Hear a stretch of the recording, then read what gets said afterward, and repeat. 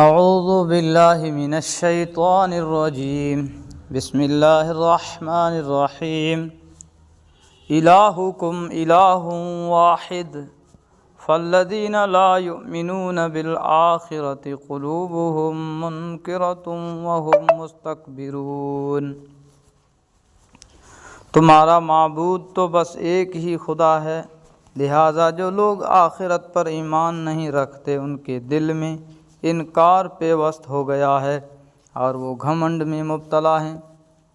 لا جرم ان اللہ یعلم ما یسرون وما یعلنون انہ لا یحب المستکبرین۔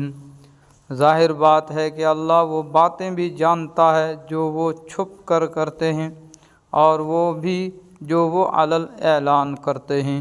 وہ یقیناً گھمنڈ کرنے والوں کو پسند نہیں کرتا۔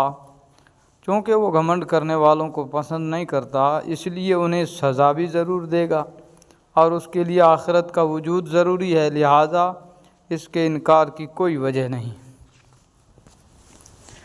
وَإِذَا قِيلَ لَهُم مَّاذَا أَنزَلَ رَبُّكُمْ قَالُوا أَسَاطِيرُ الْأَوَّلِينَ۔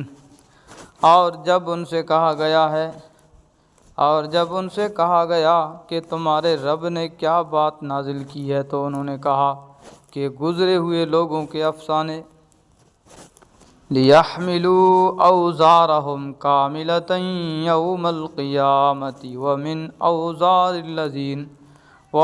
أَوْزَارِ الَّذِينَ يُضِلُّونَهُمْ بِغَيْرِ عِلْمٍ أَلَا سَاءَ مَا يَزِرُونَ۔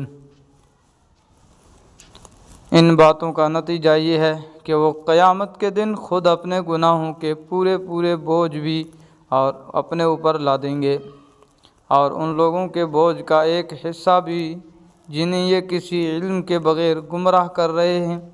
یاد رکھو کہ بہت برا بوجھ ہے جو یہ لاد رہے ہیں۔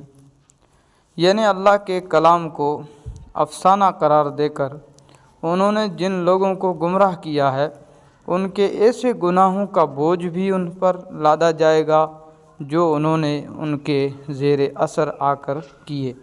صدق اللہ العظیم۔